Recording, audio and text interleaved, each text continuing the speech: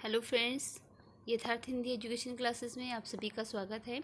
आज की क्लास में हम पढ़ेंगे हिंदी साहित्य के आदिकाल से संबंधित कुछ इम्पोर्टेंट प्रश्न जो कि Hindi TGT, PGT, net JRF की परीक्षाओं में काफ़ी आपके लिए हेल्पफुल होंगे। तो चलिए स्टार्ट करते हैं वीडियो को। पहला प्रश्न है, रामकुमार वर्मा हिंदी का प्रथम कवि किसे मानते हैं? रामकुमार वर्मा के द्वारा हिंदी का प्रथम कवि किसे माना गया है बताना है। ऑप्शन है सरहपा, पुष्पदंत, स्वयंभू या फिर सबरपा। तो इसके लिए राइट आंसर ऑप्शन सी है, स्वयंभू। रामकुमार वर्मा स्वयंभू को हिंदी का प्रथम कवि मानते हैं, जबकि राहुल सांकृत्यायन ने सरहपा को हिंदी का प्रथम कवि माना है। इसी प्रकार मिश्र बंधु और शिवसी सेंगर जो है वो पुसिया पुंड को हिंदी का प्रथम कवि मानते हैं।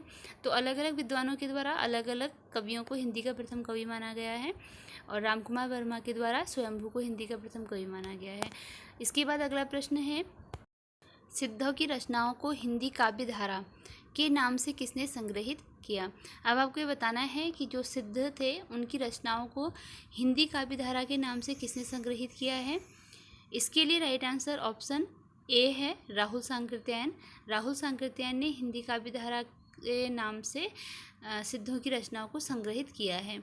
सिद्धों की संख्या 84 मानी जाती है और अगर सिद्धों की बात करें तो ये जो बौद्ध शाखा की महायान शाखा थी, बौद्ध धर्म की महायान शाखा, ये इससे संबंधित थे। ठीक, 84 सिद्धों में सरहपा प्रथम स्थान पर हैं और साधना अवस्था में निकली जो सिद्धों की वाणी थी उसको चर्या गीत कहा जाता था।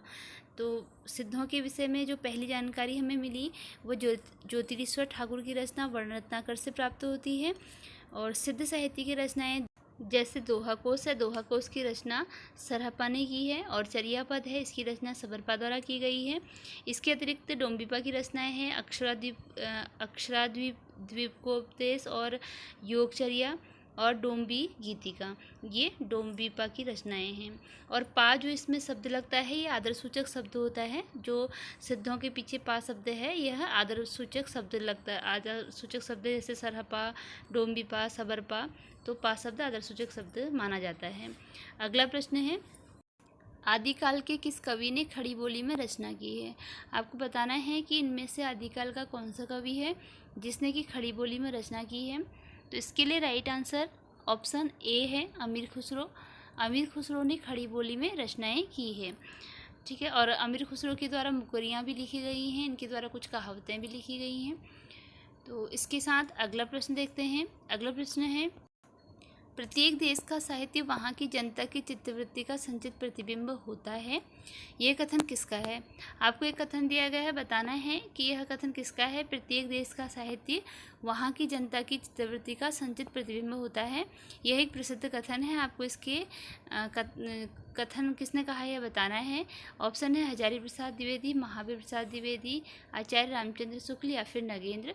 तो इसके लिए राइट आंसर है ऑप्शन सी, आचार्य रामचंद्र शुक्ल। यह कथन आचार्य रामचंद्र शुक्ल जी का है। अगला प्रश्न है, अलवार संतों की संख्या कितनी मानी गई है? आपको बताना है कि जो अलवार संत थे उनकी संख्या कितनी मानी गई है।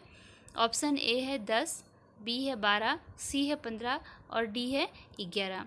अब आपको बताना है कि इसमें कौन सी संख्या सही है। तो राइट आंसर ऑप्शन बी है, 12। अलवार संतों की संख्या 12 मानी गई है। अगला प्रश्न है, पृथ्वीराज रासो की भाषा क्या है? आपको पृथ्वीराज रासो की भाषा बतानी है कि इसमें किस भाषा का प्रयोग हुआ है। पृथ्वीराज रासो जैसा कि आपको पता ही है चंद्रबरदाई का यह एक प्रसिद्ध ग्रंथ है। इसमें 69 सर्ग हैं और इसका जो प्रधान रस है वह वीर रस है। ठीक है, और यह प्रथम महाकाव्य भी कहा जाता है। यह प्रथम हिंदी भाषा का प्रथम महाकाव्य है तथा इसमें हमें षड ऋतु का वर्णन भी मिलता है। तो इसकी भाषा है ऑप्शन ए, राइट आंसर है इसके लिए। इसमें डिंगल भाषा का प्रयोग हुआ है। अगला प्रश्न है, निम्नलिखित में कौन सी अपभ्रंश के प्रभाव से मुक्त हिंदी की रचना मानी जाती है? इसमें से कौन सी रचना है जो कि अपभ्रंश के प्रभाव से मुक्त है और हिंदी की रचना है? ऑप्शन है हमीर रासो, राउरवेल, विचलदेव रासो या भारतेश्वर बाहुबली रास। इसके लिए राइट आंसर है ऑप्शन सी, विचलदेव रासो। अगला प्रश्न है, हिंदी में बारहमासा का सर्वप्रथम वर्णन किस रचना में मिलता है? आपको बताना है कि इनमें से कौन सी रचना है जिसमें कि बारहमासा का सबसे पहले वर्णन मिलता है। हमीर रासो, बीसलदेव रासो, पृथ्वीराज रासो या फिर परमाल रासो।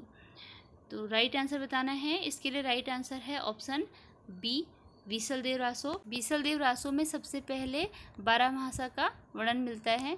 अगला प्रश्न है, गद्य पद्य मिश्रित चंपू काव्य की प्राचीनतम हिंदी रचना कौन सी है? आपको बताना है गद्य और पद्य से मिश्रित चंपू काव्य की रचना। गद्य और पद्य की मिश्रित रचना काव्य को चंपू काव्य कहा जाता है। ठीक है, तो इससे मिश्रित चंपू काव्य की रचना कौन सी है बताना है। ऑप्शन है परमात्मा प्रकाश, वर्ण रत्नाकर, राउलवेर, उक्ति व्यक्ति प्रकरण।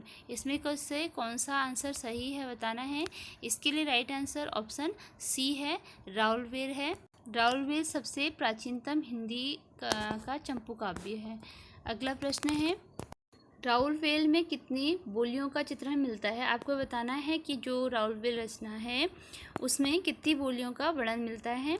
ऑप्शन ए 7, 8, 9 या फिर 10। इसके लिए राइट आंसर है ऑप्शन ए 7। इसमें 7 बोलियों का चित्रण मिलता है।